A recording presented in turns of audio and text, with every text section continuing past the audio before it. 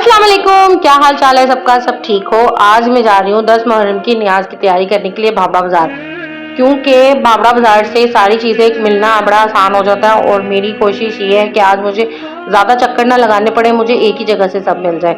मैं पहुंची बाबरा बाजार और सारा सामान अपना लेकर आई हूँ और एक छोटे से करियाने के स्टोर से ही लेकर आई हूँ सारा सामान। मैं ये सोचती थी कि हर दफ़ा ना एक जैसा ही होता है, मतलब हलीम पकाने का सिस्टम ना, बट ऐसा नहीं होता।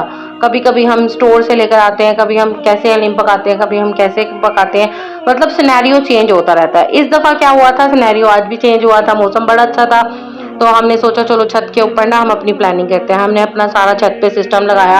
हमारी छत पे तरपाल लगी हुई है तो हमने तरपाल खोल के, ये आपको नज़र आ रहा है बिजली चमक रही है। हमने सोचा बस मौसम बड़ा अच्छा है और इसके अंदर हम अपनी तैयारी करते हैं, तो हमने अपनी तैयारी शुरू की। सारी दालें मैंने 1-1 किलो लिए। मसूर की दाल 1-1 किलो, माश की दाल 1 किलो, सिर्फ चने की दाल जो है ना वो सिर्फ 1.5 किलो है। मैंने सारी दालों को पतीले में जमा किया, फिर उसके बाद उसे रात भर उसे भिगोने के लिए रख दिया। 5 किलो प्याज जो है उसे स्लाइस किया, फिर कुकर में गोश्त डाल के लगा दिया। आपको तो पता ही है कि हमेशा कुकर ने कोई ना कोई स्यापा करना ही होता है। फिर आया कहानी में ट्विस्ट। तूफान तूफान।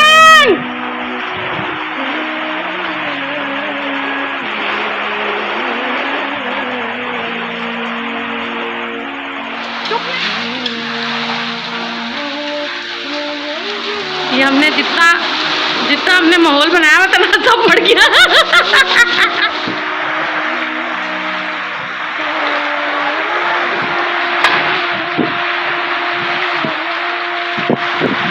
सारा प्रोग्राम बढ़ गया।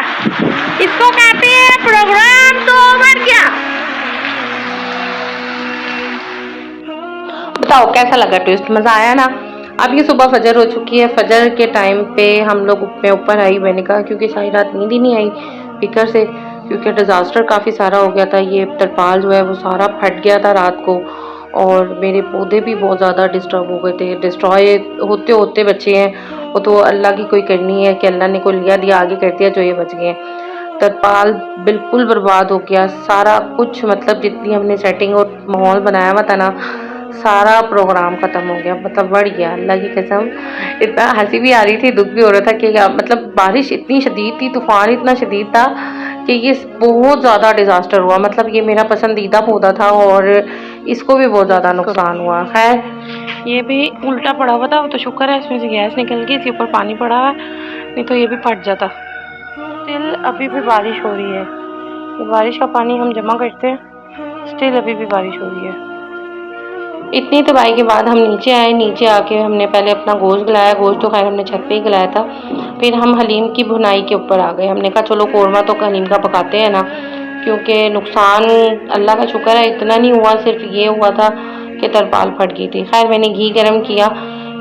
अच्छा इस दफ़ा ना मैंने हलीम घी में पकाया है, ऑयल में नहीं पकाया। वैसे मैं हर दफ़ा ऑयल में पकाती होती हूँ, इस दफ़ा मैंने ना घी में पकाया। अच्छा ये इसमें सबसे पहले मैंने ज़ीरा डाला, क्योंकि ज़ीरा मुझे बहुत अच्छा लगता है। वैसे ज़ीरा इसमें डलता नहीं है, मतलब घी गर्म होता है ना तो इसमें ज़ीरा नहीं डलता, ज़ीरा पाउडर डलता है। मैंने सबसे पहले ज़ीरा, क्योंकि ज़ीरा मुझे अच्छा लगता है इसलिए मैंने ज़ीरा डाला। तेज़ घी को गर्म किया, उसमें तेज़ पत्ता डाला।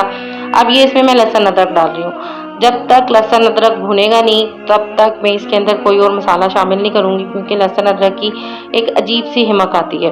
अब लहसुन भी है वो करीबन 1 किलो से ज़्यादा हमने लहसुन लिया था और आधा किलो से ज़्यादा हमने अदरक लिया था, क्योंकि गर्मी है और दालें भी गर्म है, गोश्त भी गर्म है, तो उसकी बादी को मारने के लिए जो है ना अदरक काम करेगा। उसके बाद मैंने इसके अंदर हल्दी के करीबन 4-5 बड़े बड़े भर के चम्मच इसमें डाले। ये 5 किलो टमाटर जो थे ये मैंने पीस के रखे थे, मेरी भाभी ने वो उसने पीस पीस के मुझे दिए। तो मैं इसके साथ ना मसाले भी डालती जा रही थी और आस्ता आस्ता पानी की जगह मसाला भूनते में टमाटर इस्तेमाल कर रही थी कि साथ साथ टमाटरों का पानी भी खुश्क होता रहे और मैं जो हूँ वो। इसके बाद ये हलीम का मेरा सीक्रेट मसाला, मैंने पिछले साल भी बताया था आपको कि ये आपने किसी ने को नहीं बताना। इसमें है जायफल, जवित्री, बड़ी इलायची और छोटी इलायची।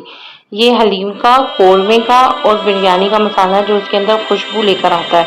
ये वो मसाला है जो इससे पता चलता है कि ये बिरयानी है या हलीम है, मतलब अलग से वो होती है। फिर उसके बाद हमने सारी अपनी दालें वगैरह पीस पास के हमने एक देगचे में उसे कन्वर्ट किया और हम ये सारा सामान लेके फिर छत पे आ गए, क्योंकि गर्मी बहुत ज़्यादा थी, हब्स बहुत ज़्यादा हो रही थी। तो इस वजह से हमने ये सारा सेटअप अपना फिर छत पे लगाया। हमने कहा कोई बात नहीं। उसके बाद जब ये गोश्त वगैरह, हलीम वगैरह हमने सब कुछ मिला दिया, उसमें मैंने ये हलीम का डब्बा सिर्फ मैंने एक ही में डालती हूँ ताकि थोड़ा सा ना फ्लेवर आए इसके अंदर। इसके बाद ये मैंने अपनी तैयारी करके रख ली थी अपना सारा हरा मसाला, क्योंकि मुझे बहुत अच्छा लगता है और हलीम जो है ना वो इस मसाले के बिना अधूरा है।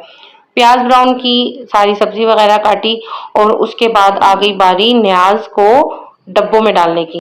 हलीम की दालें जो है वो हमने सब अलग अलग गलाया था और फिर गोश्त भी अलग गलाया था। दालों को हमने जूसर में पीस के फिर हलीम में मिलाया था और गोश्त को मैंने अलग से घोंट के फिर उसमें मिलाया था। फिर आपने पीछे देखा है कि अच्छे से हमने उसे घोंटा लगाया। फिर अब इसे बांटने की बारी आ रही है, तो हम इसको बांट रहे हैं। ये इसकी गार्निश है, माशाल्लाह बहुत खूबसूरत इसका कलर आया था। इसमें जो सारे मसाले मैंने यूज़ किए थे वो सारे हमारे घर के पिसे हुए थे। हमने खुद अपनी हल्दी पिसवाई हुई है ताज़ा, इसमें मैंने धनिया पीस के डाला था और मिर्चें भी हमारी अपनी ही पिसी हुई हैं। तो ये इतना कोई लजीज बना था कि जहाँ जहाँ भी गया वहाँ वहाँ से तारीफ ही आई है माशाल्लाह। और अल्लाह ताला हमारी न्याज को कबूल फरमाए और इंशाल्लाह मिलते हैं अगले किसी व्लॉग में। अल्लाह हाफिज।